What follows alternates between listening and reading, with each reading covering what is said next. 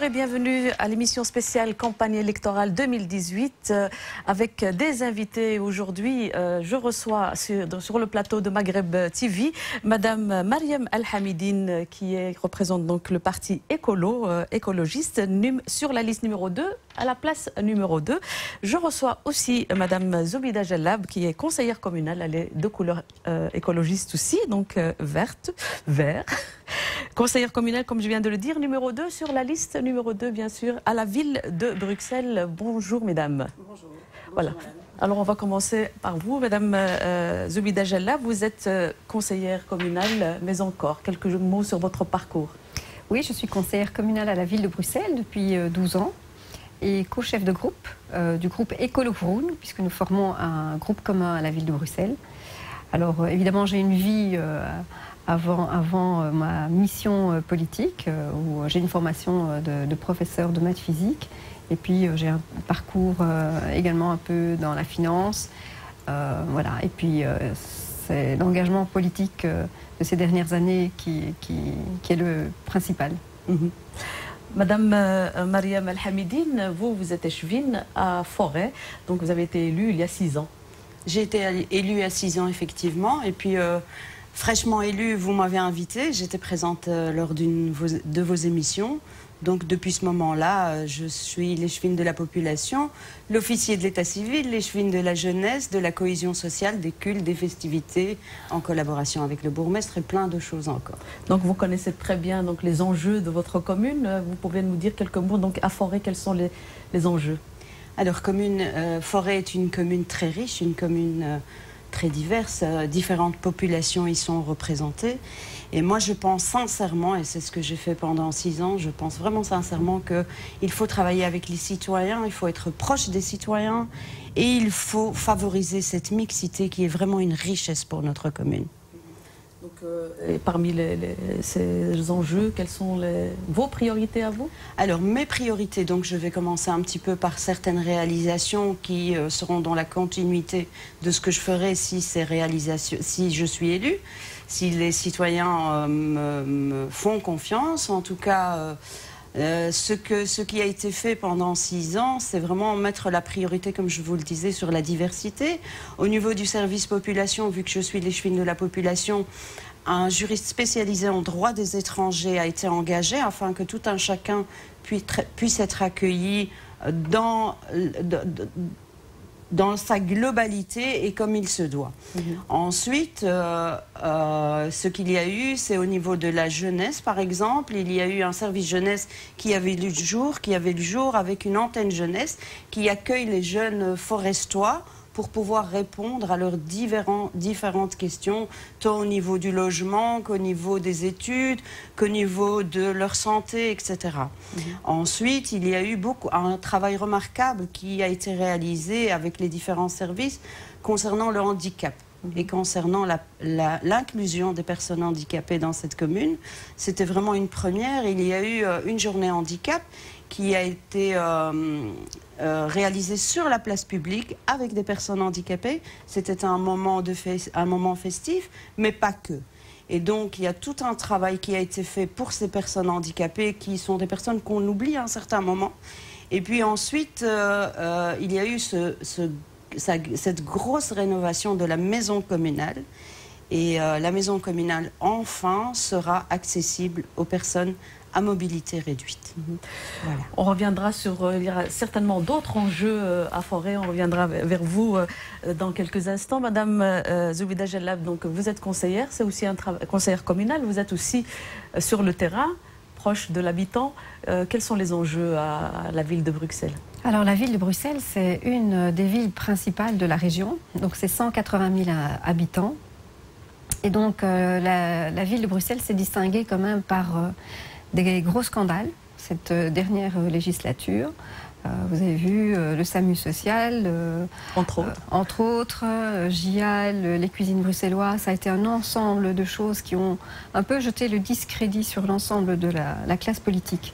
Et donc les enjeux, évidemment, c'est gérer la ville autrement, avec beaucoup plus de transparence, et que les moyens de la ville, qui reçoit beaucoup de moyens, soient vraiment redirigés vers les quartiers.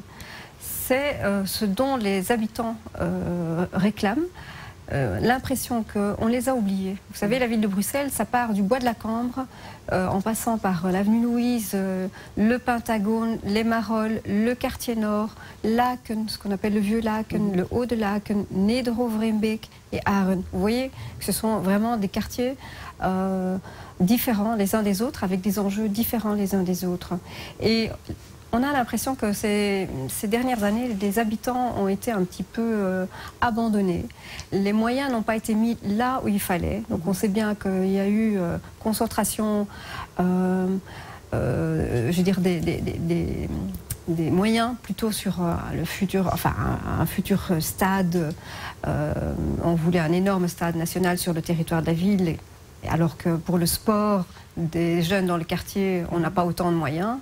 On voulait le plus grand piétonnier. Ok, c'est important de reculer la voiture du centre-ville, mais on se rend compte qu'on a simplement déplacé la mobilité dans les quartiers avoisinants. Et donc aujourd'hui, ce sont les habitants du centre de la ville qui souffrent de toute cette pollution.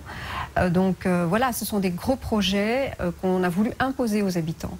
Et nous voulons changer cette façon de fonctionner. Nous voulons plutôt travailler de la base et demander l'avis des habitants pour gérer la ville. C'est ça qui est important, c'est de dire le pouvoir revient aux citoyens. C'est comme ça qu'il faut fonctionner, parce qu'on voit aussi qu'il y a un désenchantement. Les gens ne croient plus en la politique, ne croient plus dans les élus politiques. Or, c'est important. La politique, elle gère tout. Même le prix du pain, c'est politique. Donc, il faut s'intéresser à la politique, mais nous voulons recréer ce lien de confiance avec les habitants dans nos quartiers. Et oui, il y a des grands enjeux, évidemment, au niveau jeunesse. Nous savons que, par exemple, 40% de la population de la ville de Bruxelles ont moins de 30 ans. Donc, qu'est-ce qu'on fait pour notre jeunesse? C'est important de pouvoir grandir à Bruxelles en santé et être épanoui. Et qu'est-ce que les écologistes prévoient, justement? Eh bien, nous avons vraiment un programme qui est axé sur la jeunesse. Nous avons défini 3 priorités. La première, c'est une ville qui soit beaucoup plus agréable, des quartiers beaucoup plus agréables, avec une qualité de l'air, on l'a vu depuis le début de l'année, le nombre d'alertes pollution, ça ne va plus. Nous sommes des êtres humains, nous avons besoin de respirer de l'air pur. Or, on constate qu'à Bruxelles, ça devient problématique. Bon, voilà, ça touche les enfants, les personnes âgées. Comment est-ce qu'on fait pour que l'air soit de meilleure qualité pour les habitants? Organiser peut-être plus de jours sans voiture? Mais ça ne suffira pas. Ça ne suffira pas, vous savez, pour organiser une journée sans voiture, même 2, même 10, même 20, ça ne suffit pas. Il faut que tous les jours, les gens puissent respirer de l'air moins nocif. Et donc, on va essayer de voir comment freiner un peu la circulation dans les quartiers. Donc, mettre la ville de Bruxelles en zone 30, ça c'est déjà important. On va essayer de travailler là-dessus. C'est aussi une demande des habitants, c'est l'insécurité routière que ça génère aussi, puisque les gens, il y a 400 000 voitures qui rentrent dans Bruxelles tous les jours et on n'arrive pas à circuler, les gens passent par les quartiers résidentiels, donc voilà, on est énervé, on accélère.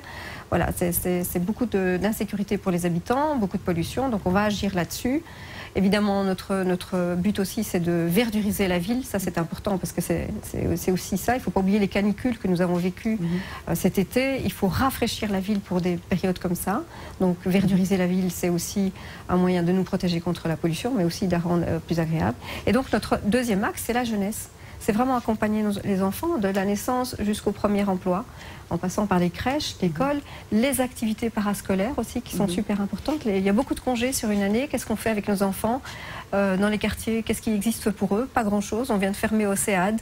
Qu'est-ce qu'on fait pour les enfants du nord de Bruxelles? C'est retravailler tout ça, donc des activités culturelles, sportives, artistiques, bon marché et dans les quartiers.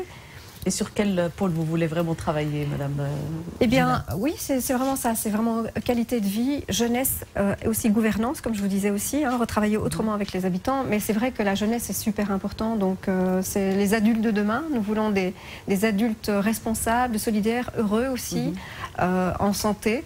Et c'est principalement là-dessus que nous voulons travailler. Vous voulez travailler. Madame Mariam Al-Hamidine, vous voulez vous atteler au travail sur la diversité. Est-ce qu'il y a d'autres pôles, d'autres ambitions pour Forêt? Donc, durant cette législature, comme je vous l'ai dit, nous avons beaucoup travaillé, nous écologistes, au bien-être de tout un chacun. Donc la jeunesse, comme à Bruxelles, pour nous, la jeunesse, c'est l'avenir. Et pour la jeunesse, nous voulons une ville apaisée. Nous voulons une ville qui accueille les enfants comme il se doit. Donc des enfants qui peuvent aller à l'école à vélo, par exemple, sans danger. Des écoles assez accessibles pour tous les enfants. Des enfants qui sont accueillis comme il se doit dans leur quartier. Des activités extrascolaires pour les enfants, des activités scolaires, pour permettre aux parents et pour permettre aux mamans de pouvoir emmener facilement leurs enfants aux activités dans leurs écoles, dans leur quartier, parce que ça facilite beaucoup les choses quand il y a des choses qui se passent dans la commune où l'on vit. Et ce que je voulais expliquer aussi, c'est que dans ma présentation tout à l'heure, j'ai oublié de dire que dans une autre vie, avant d'être échevine, j'ai travaillé avec des personnes âgées. Et pour moi, les personnes âgées, ce sont des personnes qui ont une grande importance dans leur ville, dans leur commune. Ces personnes, durant cette législature-ci, ont participé à différents ateliers intergénérationnels avec les jeunes. Donc cette transmission de mémoire des aînés a énormément d'importance. Donc on y a travaillé, on y a beaucoup travaillé cette législature et on compte vraiment continuer dans ce sens-là parce que... Qu'est-ce que vous prévoyez justement? Qu'est-ce que vous avez envie de mettre sur pied pour les seniors de Forêt? Eh bien, pour les seniors de Forêt, actuellement, il y a une association qui met en lien des personnes âgées et des personnes plus jeunes qui habitent le même quartier. Pourquoi? Pour que les uns et les autres puissent s'entraider et que les plus jeunes aident les personnes âgées à sortir de cette solitude qui est malheureusement une réalité de nos vies citadines. Donc j'ai l'intention de continuer à travailler dans ce sens-là. À encadrer donc ce lien intergénérationnel. Ce qui a été fait aussi pendant cette législature, c'est mettre des jeunes d'école et des jeunes d'associations avec des personnes âgées autour d'une après-midi cinéma, pour ensuite, ensemble, discuter d'un film. Le film n'est qu'un prétexte à créer du lien, parce que par la suite, il y a eu des aînés qui ont donné des cours de rattrapage de français ou de mathématiques à ces enfants-là. Donc toutes ces actions sont des actions qui créent du lien. Et moi, je crois en la création de liens, je crois en ces actions citoyennes qui sont l'avenir de notre société. Et en tout cas, en travaillant avec les citoyens, en allant à leur rencontre, en prenant leurs demandes, c'est comme ça qu'on y arrivera tous. Vous gardez la parole, Madame Mariam Al-Hamidine. Vous vous adressez à toutes les personnes, à toutes les électrices et électeurs de dimanche 14 octobre. Qu'est-ce que vous avez envie de leur dire? Alors, ce que j'ai envie de leur dire, c'est que depuis que je suis échevine, j'ai travaillé avec eux. J'ai beaucoup été sur le terrain, j'ai beaucoup écouté ce qu'ils avaient à me dire, j'ai travaillé en fonction d'eux. Maintenant, durant cette campagne, j'ai fait pas mal de rencontres. Il y a eu beaucoup de demandes, notamment avec les femmes. Notamment les femmes, comme je le disais tout à l'heure, il y a beaucoup de demandes par rapport aux activités pour les enfants, des demandes par rapport aux clubs sportifs, etc. Donc j'ai envie de continuer avec tous ces citoyens. J'ai envie de continuer à travailler avec eux et aller dans le sens de leurs demandes. Voilà. Merci Madame Mariam Al-Hamidine. Je rappelle, vous êtes deuxième sur la liste écologiste à Forêt. Madame Zoubida Jellab, vous vous adressez à toutes les personnes qui nous regardent et qui vont voter dimanche prochain. Qu'est-ce que vous avez vraiment envie de leur dire? Eh bien, je vais leur dire que c'est important de voter. C'est un acte dans une démocratie comme la nôtre qui est important. Il faut voter, il faut montrer son choix. Si on veut le changement, je pense que Écolo Kouroun est une alternative à la ville de Bruxelles. Et on a senti pendant cette campagne aussi, on a senti que les gens voulaient autre chose et ils nous sentent comme une alternative pour la gestion de Bruxelles. Alors voilà, je vais leur dire gardez espoir, c'est important parce que nous voulons travailler avec les habitants. Et un des projets que nous mettrons en place, ce sont des conseils de citoyens tirés au sort et qui seraient rémunérés. L'idée, c'est vraiment de mettre des gens autour de la table dans chaque quartier, que les gens réfléchissent ensemble à ce qu'il faut pour que leur quartier s'améliore. Je veux dire, qui peut le faire si ce n'est les habitants? Et nous sommes le relais, nous les élus, nous serons le relais des habitants, nous mettrons les budgets, mais des budgets conséquents dans tous les quartiers pour que les choses soient améliorées très vite, parce que c'est vraiment ça que nous entendons aujourd'hui. Il y a un problème de propreté, il y a un problème de sécurité, il y a besoin aussi d'espace vert dans les quartiers. Nous avons vraiment une population qui a augmenté dans certains quartiers et les gens sont entassés les uns sur les autres, il n'y a plus d'espace de respiration, de rencontre. C'est ça que nous allons favoriser. Merci Madame Zoubida Jellab. Donc je rappelle, vous êtes conseillère communale à la ville de Bruxelles et vous vous présentez sur la liste numéro 2, à la ville de Bruxelles, à la liste écologiste, à la place numéro 2. Voilà. Merci, voilà, restez avec nous dans quelques instants, je rencontre d'autres candidats. D'ici là, passez un très bon moment.